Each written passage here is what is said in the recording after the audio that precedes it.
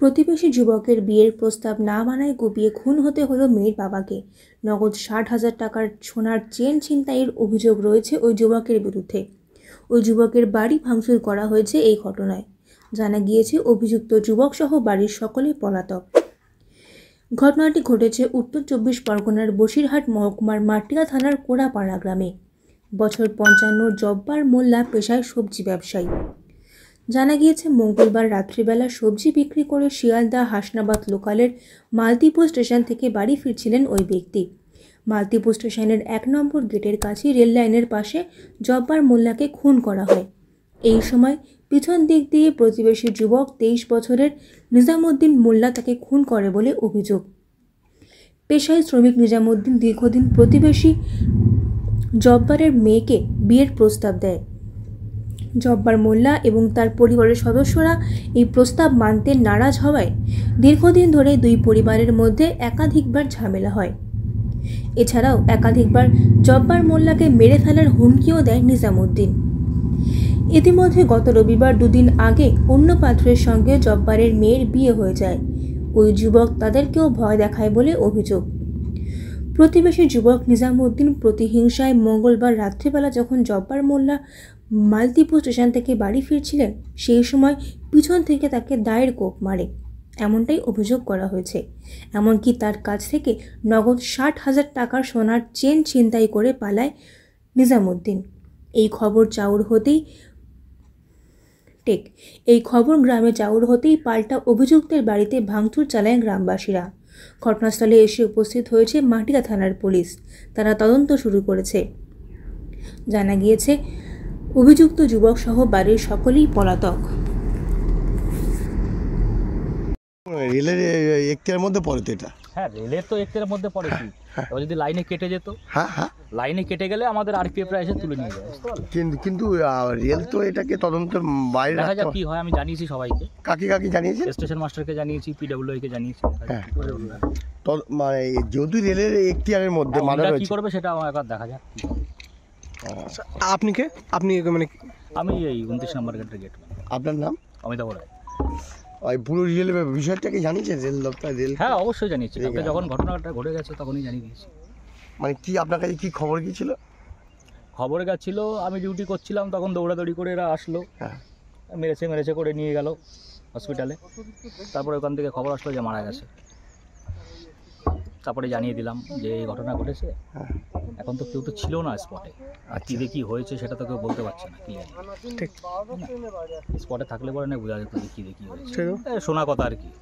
ছেড়ে দিলাম। পুরো বিষয়টা জানিয়েছেন দাদা? হ্যাঁ, অবশ্যই জানাতে হবে, কারণ এত বড় একটা ঘটনা ঘটেছে, না জানালে হয় রেলে। আমার বড় মেয়ে এমএ পাস, আর ওই শুকুরির সাথে বাড়ি, শুকুরির ছেলে নাজিবুদ্দিন 4 ফুট মানুষ, আমার মেয়ে 5 ফুট 3 ইঞ্চি। ও আমার মেয়েকে বিয়ে করবে। আমার মেয়ে যার ফলে ওর রাস্তায় বের করে, আমার মেয়ে ধরে ওর মারে, ছেলেটাকে মারে। 2 বার মেরেছে, আমার মেয়ে ছেলেটাকে মেরেছে।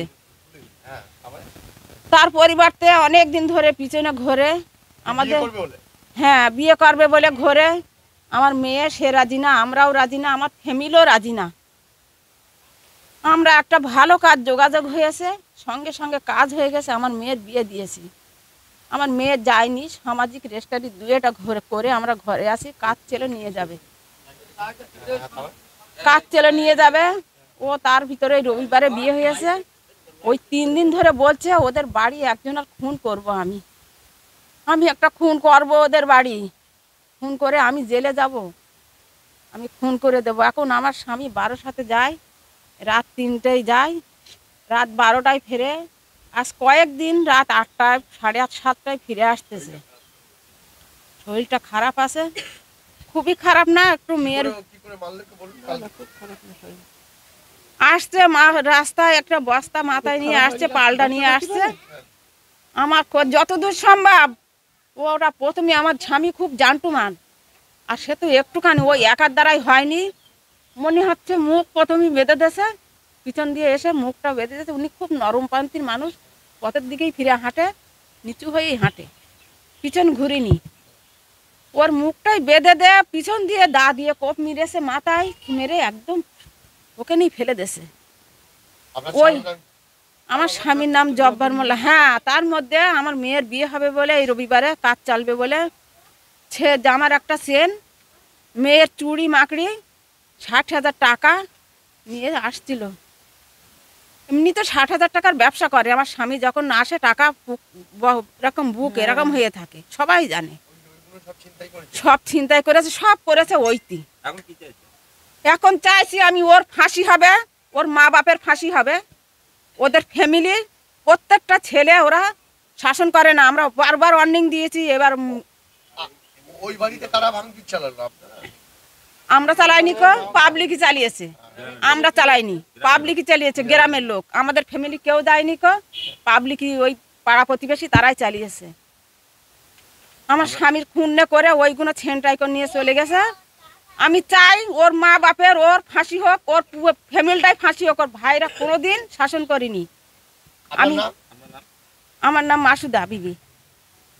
ঘটনা হয়েছে কাল কলকাতায় গিয়েছিল, কলকাতায় বাড়ি আসার পথে রেলের উপরে বদমাইশের আক্রমণ করে কুপকে বেঁচেছিল। তা আমরা নিয়ে হসপিটালে ভর্তি করেছে। ভর্তি করার পরে বেঁচেছিল কিছু সময়, তারপরে হসপিটালেই মারা গেছে। কিন্তু আমার দাদা নিরহ মানুষ, পুরো ঝুট ঝামেলা কিছু কিছু জড়ায় না ও। কারণটা হলো নাকি সে শুনেছি ওই এবার একটু গন্ডগোল ছিল বড় মেয়ের ব্যাপারে, নাকি ছেলেটা রাগ ছিল নাকি, মেয়েটা নাকি ওর দেওয়ার কাছে দেয়নি, তার জন্যই ওর বাপের ধরে এইটা করেছে। হ্যাঁ হ্যাঁ হ্যাঁ, এইটাই আমরা চাই ওর ফাঁসি হোক, ছেলেটার ফাঁসি হোক আমরা চাই। রেলের উপরে, একদম রেলের উপরে বাড়ি আসছিল হেঁটে হেঁটে, ধরে পেছন দিয়ে কোপ মেরেছে। হ্যাঁ, কাতে কোপাটা যাই ছিল সেই কোপ মেরেছে, ও পড়ে গেছে সেই অবস্থায় ও মেরেছে। এখন পরে খবর হলো, গিয়ে সব নিয়ে আসলো, বেঁচে ছিল, ভর্তি করলো হসপিটালে ভর্তি করার পরই মারা গেছে। রব্বানি মোল্লা।